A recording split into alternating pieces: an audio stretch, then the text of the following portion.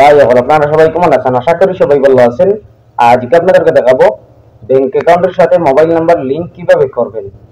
আপনারা যারা এখনো পর্যন্ত ব্যাংক অ্যাকাউন্টের সাথে মোবাইল নাম্বার লিংক করেননি, আপনারা কিভাবে অনলাইনের মাধ্যমে লিংক করবেন। যারা অলরেডি করে নিয়েছেন কিন্তু সিম কার্ড নষ্ট হয়ে গেছে, সিম কার্ড খারাপ হয়ে গেছে, আপনারা কিভাবে ব্যাংক অ্যাকাউন্টের সাথে মোবাইল নাম্বার চেঞ্জ করবেন।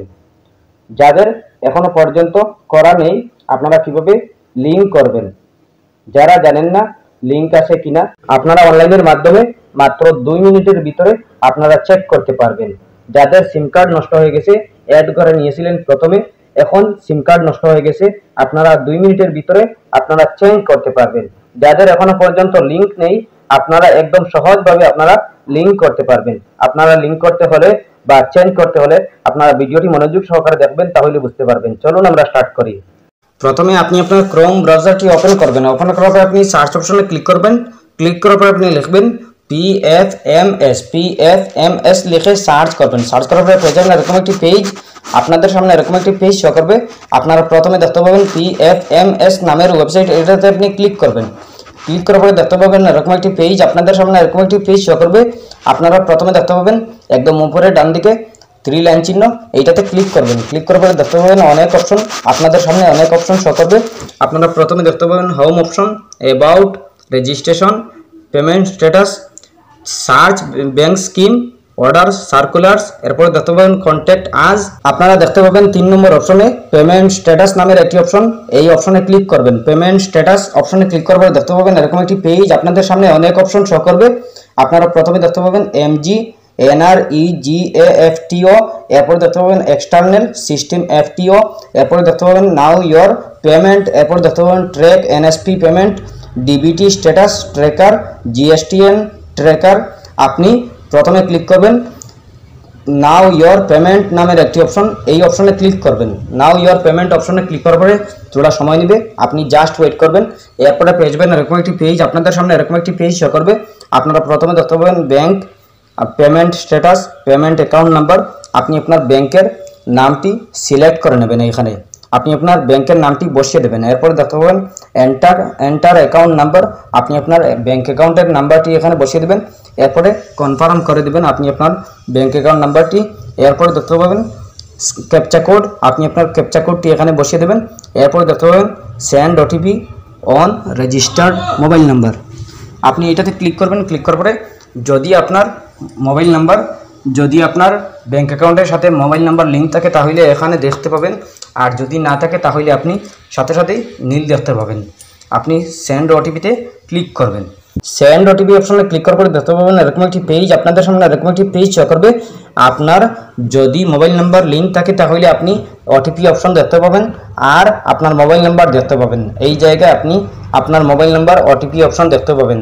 এই অপশনটি নতুন চালু হয়েছে, আপনি এইভাবে চেক করতে পারেন। আর যদি আপনার মোবাইল নাম্বার লিঙ্ক না থাকে তাহলে আপনি এইভাবে নীল দেখতে পাবেন। আপনি এইভাবে আপনার মোবাইল নাম্বার লিঙ্ক দেখতে পাবেন নাই, এই অপশন দেখতে পাবেন। আর যদি আপনার লিঙ্ক থাকে তাহলে আপনার মোবাইল নাম্বার শো করবে, আপনার মোবাইল নাম্বারে কোড যাবে।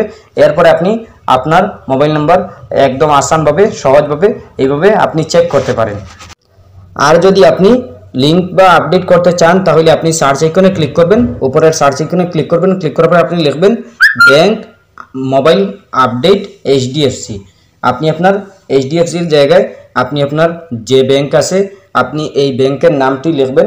লেখার পরে আপনি সার্চ অপশনে ক্লিক করবেন। ক্লিক করার পরে আপনি আপনার যদি এই অপশনটি পেয়ে যান তাহলে আপনি আপনার একদম সহজভাবে আপনি অনলাইনের মাধ্যমে আপডেট বা চেঞ্জ করতে পারবেন। আর যদি আপনি এইরকম অপশন না পান তাহলে আপনি অনলাইনের মাধ্যমে আপডেট করতে পারবেন না, চেঞ্জ করতে পারবেন না, আপনি লিঙ্ক করতে পারবেন না। আপনি HDFC আপনি আপনার অপশনে ক্লিক করার পরে আপনি দেখতে পাবেন এরকম একটি পেজ। আপনাদের সামনে এরকম একটি পেজ শো করবে। আপনি নিচে দেখতে পাবেন লেটস বিগিন নামের একটি অপশন, এইটাতে ক্লিক করবেন। লেটস বিগিন এইটাতে ক্লিক করার পরে দেখতে পাবেন এরকম একটি পেজ। আপনাদের সামনে এরকম একটি পেজ শো করবে। যাদের HDFC ব্যাংক অ্যাকাউন্ট আছে আপনারা একদম সহজভাবে আপনি অনলাইনের মাধ্যমে আপনি আপডেট করতে পারবেন, চেঞ্জ করতে পারবেন আপনি mobile number. Do you currently have access to the mobile number registered with us. আপনি আপনার যদি মোবাইল নাম্বার লিঙ্ক থাকে তাহলে আপনি ইয়েসে আপনি ক্লিক করবেন, সিলেক্ট করবেন। আর যদি আপনার না থাকে তাহলে আপনি নতে আপনি সিলেক্ট করবেন। এরপরে দেখতে পাবেন মোবাইল নাম্বার, আপনি আপনার রেজিস্টার্ড মোবাইল নাম্বার আপনি আপনার এখানে বসিয়ে দেবেন। আপনি যদি আপনার লিঙ্ক না থাকে তাহলে আপনি এখানে বসিয়ে দেবেন। এরপরে কনজিউমার আইডি, আপনি আপনার কনজিউমার আইডি এটা বসিয়ে দেবেন। এরপরে গেট ওটিপিতে ক্লিক করবেন। ক্লিক করার পরে আপনি আপনার আপডেট হয়ে যাবে আপনার মোবাইল নাম্বার। 24 ঘন্টার ভিতরে আপনি আপনার বা 48 ঘন্টার ভিতরে আপনি আপনার মোবাইল নাম্বার আপডেট হয়ে যাবে। এরপরে আপনি আপনার একদম সহজভাবে আপনি আপনার আপডেট করতে পারবেন। আর যদি আপনি লিঙ্ক করতে চান, লিঙ্ক নয় চেঞ্জ করতে চান, তাহলে আপনি ইয়েসে ক্লিক করবেন। প্রথমে আপনি আপনার মোবাইল নাম্বার যেটা আছে এটা এখানে বসিয়ে দেবেন। এরপরে আপনি আপনার আইডেন্টিফিটি ইউজিং ডেট অফ বার্থ আপনি আপনার বসিয়ে দেবেন। এরপরে প্যান কার্ড আপনি আপনার যদি চায় দিয়ে দেবেন। এরপরে কনজিউমার আইডি এখানে বসিয়ে দেবেন।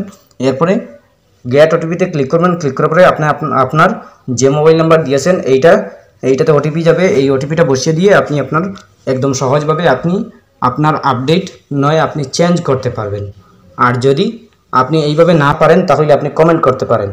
এরপরে যদি কোনো সমস্যা হয় কমেন্ট করতে পারেন। আশা করছি বুঝতে পেরেছেন। ভালো লাগলে লাইক ও শেয়ার করবেন, চ্যানেলটি সাবস্ক্রাইব করবেন, পেজটি ফলো করবেন। ধন্যবাদ।